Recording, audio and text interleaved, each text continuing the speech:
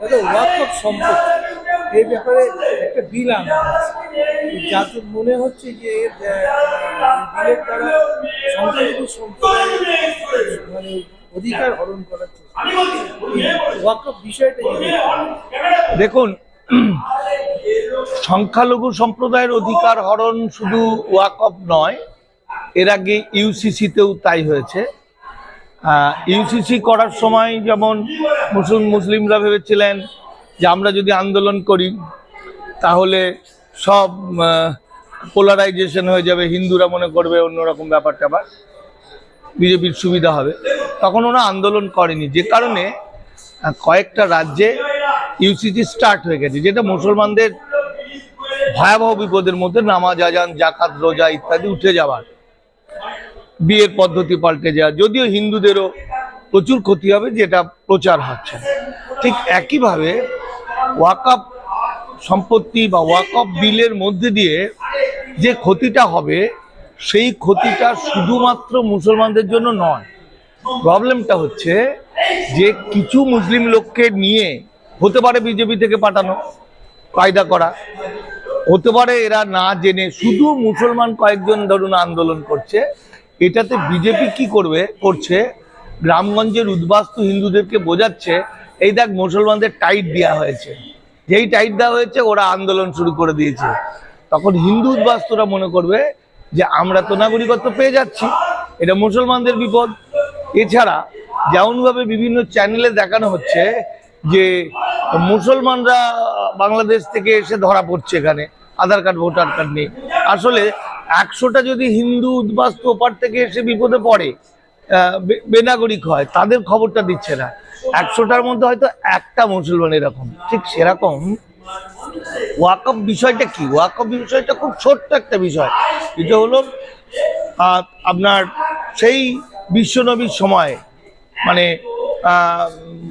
কি বলে, battle of খাইবারের সময়, খাইবারের যুদ্ধের সময়, তখন দ্বিতীয় খলিফা ওমর বিশ্বনবীকে বলেছিলেন, প্রফেটকে বলেছিলেন, তখন নিয়মটা কি ছিল? তখন নিয়ম ছিল যুদ্ধ, গণতন্ত্র ছিল না।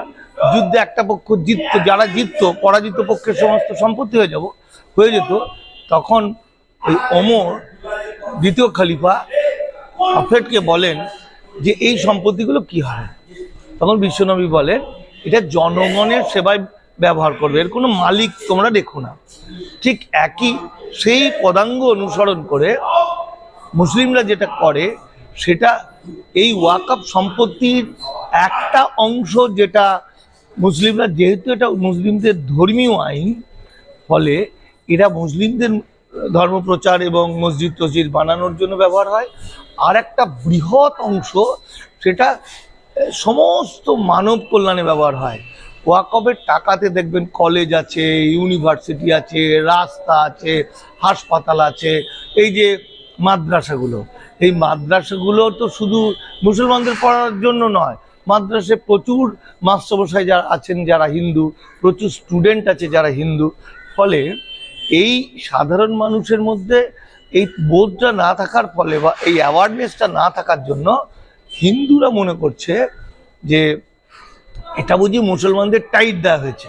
আর ওয়াকফ সম্পত্তি বা ওয়াকফ বোর্ড বিল আনার জন্য নানা রকমভাবে হিন্দু মুসলমান বিভাজন শুরু হয়ে গেছে অলরেডি, যেমন বেলডাঙ্গার ঘটনা। এগুলো সবটাই হচ্ছে ওয়াকফের ব্যাপারটাকে জনগণকে বুঝতে না দেওয়া। এখন আমাদের ওয়াকফের বাংলাটা হচ্ছে ঈশ্বরের দেবত্ব সম্পত্তি, মানে আল্লাহর নামে যে সম্পত্তি। হিন্দুদেরও আছে, আমাদের ওয়াকফ সম্পত্তির মতো হিন্দুদের প্রচুর সম্পত্তি আছে। সাউথের দিকে তো একটা মন্দিরের প্রচুর, কিন্তু সেই সম্পত্তিটা ভোগ করে সেই মন্দির কমিটি এবং পুরোহিতরা। কিন্তু বিশ্বনবীর সন্তানরা তার নিয়ম অনুযায়ী ওয়াকফ, মানে এই দেবত্ব, মুসলিমদের দেবত্ব সম্পত্তিটা কোনো একজন ব্যক্তির নয়, এটা সমস্ত মানব কল্যাণের জন্য হয়। তা কল্যাণটা কি করে হবে? তার একটা বোর্ড তৈরি হয়। এই বোর্ডে কারা থাকে? মুসলমানরা থাকে। তাহলে মুসলমানরা কিভাবে থাকে? যেহেতু তারা ছোটবেলা থেকে ইসলাম ধর্মে দীক্ষিত, ইসলাম বিষয়টা তারা পুরোপুরি জানে, ধর্মাচরণ করে, ফলে তারা সেই ধর্ম অনুযায়ী মানুষের সেবা করতে পারবেন, সেই বোর্ডের মধ্যে হিন্দু থাকে। দেখুন আমাদের যে জগন্নাথ মন্দিরের যে কমিটি, সেখানে তো কোনো মুসলমানকে নেওয়া হয় না, এমনকি মন্দিরে ঢুকতেই দেওয়া হয় না। আমাদের যেমন ধরুন রাম মন্দির কমিটি, তাতে তো মুসলমান নেই, তাই তো? কিন্তু এরা কৌশল করে ওয়াকফ বোর্ডগুলো ভেঙে দিয়ে সেটা হিন্দুদের হস্তক্ষেপ করতে চাইছে, যেটা ডিএম এর আন্ডারে। ডিএমরা আজকের ডিএমরা হচ্ছে বেশিটা আইএস, যে আইএসরা হিন্দুত্ববাদী। আমরা কিছুদিন আগে কি দেখলাম, যে যখন চিফ জাস্টিস চন্দ্রচূড়বাবু রিটায়ার করলেন, তিনি একটি মারাত্মক কথা বলেছেন। কথাটা হচ্ছে, তিনি বললেন যে আমরা কিন্তু বাবরি মসজিদের জাজমেন্ট করিনি, রাম মন্দির বাবরি মসজিদের যে জাজমেন্ট সেটা কিন্তু ভগবান করেছে, অর্থাৎ যে সইগুলো করেছে ওই সইগুলো কিন্তু ভগবান, চন্দ্রচূড়বাবুরা করেন। এতটাই ঢপবাজি। অর্থাৎ এখানেও বিভিন্ন আরএসএস এর লোক ডিএম পোস্টে থাকবে, ডিএম পোস্টে থাকার পর তারা মুসলিমদের ওয়াকফের যা সম্পত্তি সেগুলো নিয়ে নেওয়ার একটা পদ্ধতি। ঠিক যেভাবে বৌদ্ধ মন্দিরগুলো, গুম্ফাগুলো, যেগুলো শিক্ষা কেন্দ্রগুলো হরণ করে নিয়েছিল ব্রাহ্মণরা, যেমন পুরীর মন্দিরটা একটা বৌদ্ধ মন্দির ছিল। এখন ঘটনা হচ্ছে, এছাড়াও আমাদের দেশভাগের সময় যে সমস্ত মুসলিম পরিবার এখান থেকে চলে গেলেন, তাদের ফেলে যাওয়ার সম্পত্তিগুলো তারা দান করে যান খোদার নামে, ঈশ্বরের নামে, সেই সম্পত্তিগুলো কিন্তু ওয়াকফ এই বিলের মধ্যে নিয়ে নেবে। এখন মারাত্মক যেটা হচ্ছে সেটা হচ্ছে, আমাদের হিন্দু আইন যেমন সবটাই লিখিত, কিন্তু মুসলমানদের সবটা কিন্তু লিখিত নয়। যেমন হাদিস লিখিত নয়, কুরআন শরীফ লিখিত, হাদিস লিখিত নয়, মুখে মুখে মুখে মুখে হয়ে আসছে। সেরকম যুগ যুগ ধরে মুসলমানদের প্রপার্টিগুলো, আমাদের ওয়াকফ প্রপার্টিগুলো মুখে মুখে আসছে। যেমন এরা বলছে, সরকার বলছে 6 মাসের মধ্যে যদি সেটা রেজিস্ট্রি না করে তাহলে সরকারের হয়ে যাবে। তাহলে আপনি বলুন, কুতুব মিনারের কি কাগজ পাবে, আপনার লালকেল্লার কি পাবে, তারপরে এগুলো পাবে? এই যে, আর যদি পায়ও, ধরুন 400 বছর 500 বছর আগেকার যদি পায়, সেইগুলো, আমি কলকাতা দিয়ে উদাহরণ দিচ্ছি, কলকাতার ধর্মতলা বেশিরভাগ অংশটা ওয়াকফ বোর্ড, তাহলে সেই জায়গাটার এখন কয়েক হাজার কোটি টাকা দাম, তাহলে সেটা রেজিস্ট্রি করতে কত কোটি টাকা লাগবে। এটা একটা ছুতো, এই ছুতো মধ্য দিয়ে মুসলমানদের কাছ থেকে সমস্ত সম্পত্তিটা ওরা নিয়ে নেবে। ঠিক সেটা শুধুমাত্র দিল্লি বা ভারতবর্ষের বিভিন্ন প্রান্তের নয়, এরা আমাদের গ্রামগঞ্জেরও যে বাবা ঠাকুমা বা আত্মীয় স্বজনের যে কবরস্থান, সেগুলো ওয়াকফ সম্পত্তি, যে মসজিদ সেগুলো ওয়াকফ সম্পত্তি, বেশিরভাগটার কাগজ নেই। অর্থাৎ এগুলো সবটা নিয়ে নেওয়ার একটা কৌশল। এই কৌশলটা কিভাবে করেছে, এক তো 6 মাসের মধ্যে জমা দিতে হবে, রেজিস্ট্রি করতে হবে। 2 হচ্ছে, ওরা মিথ্যা করে প্রচার করছে বিভিন্ন চ্যানেলকে দিয়ে, যে যদি মনে করে ওয়াকফ বোর্ড যদি মনে করে কোনো একটা জমি ওয়াকফের, তাহলে সেটা ক্রোক করে নিতে পারে। এটা কিন্তু ভুল কথা, কারণ প্রতিটি ওয়াকফ বোর্ড হচ্ছে রাজ্য সরকারের আন্ডারে, এবং যখনই কোনো একটা ডিসপুট দেখা দেবে, আর যখন কেউ যদি মামলা করে কোনো একটা জমি নিয়ে, তখন সেটার জন্য একটা কমিশন বসে। সেই কমিশনার সে সার্ভে করা, কিছু সার্ভেয়ার নিয়ে, তারা হিন্দু হতে পারে, মুসলমানও হতে পারে। তাছাড়া তারপরে সেখানে সমস্যাটা না মিললে ট্রাইব্যুনালে যাবে, কোর্টেও হিন্দু মুসলমান উভয় থাকতে পারে। ফলে এই যুক্তিটা যে এরা সব কেড়ে নেয়, এটা ভুল।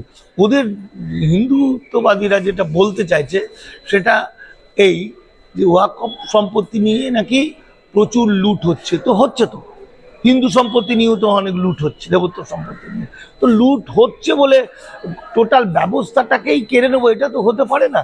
লুট, সেটা যেহেতু ভারতবর্ষ ধর্মনিরপেক্ষ দেশ, আর এই ওয়াকফটা হচ্ছে ধর্মীয় আইন, এই ধর্মীয় আইন মানে এটা ধর্মনিরপেক্ষতার মধ্যেই পড়ে যাচ্ছে, 26 নম্বর আর্টিকেল। সুতরাং নিজেদের ধর্মকে রক্ষা করার জন্য তারা করে নেবে। কে টাকা মারছে, কে টাকা চুরি করছে, তার চেয়ে বড় নরেন্দ্র মোদী, অমিত শাহদের এটা করা উচিত।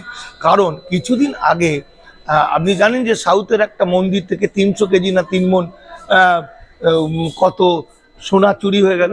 তাহলে ওগুলোকে আগে ধরুক, ওয়াকফের দিকে না থেকে। এরা তো অনেক ডিসিপ্লিন, কারণ এই মুসলমান ফোর্স এরা তো ব্যক্তিগত রোজগারের জন্য বা ব্যক্তিগত চাহিদার জন্য পুরোহিতদের মতো ওরা সম্পত্তি, জনগণের সম্পত্তি বা দেবত্ব নামের সম্পত্তিটা হরণ করে না। এরা তো জনসাধারণের জন্য করছেন। জনসাধারণের জন্য তো আমরা জানি যে এখানে ভারতবর্ষের অসংখ্য হসপিটাল, অসংখ্য রাস্তা, অসংখ্য স্কুল, অসংখ্য কলেজ, যেগুলো জনগণের। অর্থাৎ অবশ্যই এই আন্দোলন শুধু মুসলমানদের আন্দোলন নয়। যদি শুধু মুসলমানদের আন্দোলন হয় তাহলে বিজেপির পাতা ফাঁদে পা দেওয়া হবে। এটা হিন্দু মুসলমান উভয়েই আন্দোলনে ঝাঁপিয়ে পড়া উচিত। আর টোটাল ব্যাপারটাই হচ্ছে সেই একটা স্কিম, মানে ওই যে গোলওয়ালকার বলেছেন উই আর আওয়ার নেশনহুড ডিভাইনে বলেছেন না, যে মুসলমানরা যদি ধর্ম ত্যাগ না করে বা হিন্দু সংস্কৃতিতে ফিরে না আসে তাহলে ইহুদিদের যা হয়েছিল ওদেরও তাই করবে। আসলে এভাবেই বৌদ্ধ ধর্মকে যেভাবে ওরা সংকুচিত করে দিয়েছে, অত্যাচার করে করে শেষ করেছে, বৌদ্ধ বিহারগুলোকে যেভাবে ধ্বংস করেছে, মসজিদগুলো সব নিয়ে নেবে। একদিকে মসজিদ নিয়ে তাদের সম্পত্তি নিয়ে নিচ্ছে সব কিছু, দ্বিতীয় এনআরসির মাধ্যম দিয়ে যাদের কাগজ ভুল টুল আছে তাদেরকে বেনাগরিক করছে, সমস্ত মিলে। আর তাছাড়া আর একটা ওই নামাজ আজান জাকাত তুলে দিচ্ছে ইউসিসির মধ্যে দিয়ে, টোটাল একটা প্যাকেজ, হিন্দু রাষ্ট্রের প্যাকেজ। এটা মানুষ এতদিন বুঝলো না। জানি না, ইতিহাসের চাকা তো পিছনের দিকে নিয়ে যাওয়া যায় না, এরা নিয়ে যাওয়ার চেষ্টা করছে। তবে সাময়িক কিছু দিনের জন্য হিন্দু, মুসলমান, বৌদ্ধ, খ্রিস্টান জন্য ভারতবাসীরা ভয়াবহ বিপদে পড়বে। ধন্যবাদ।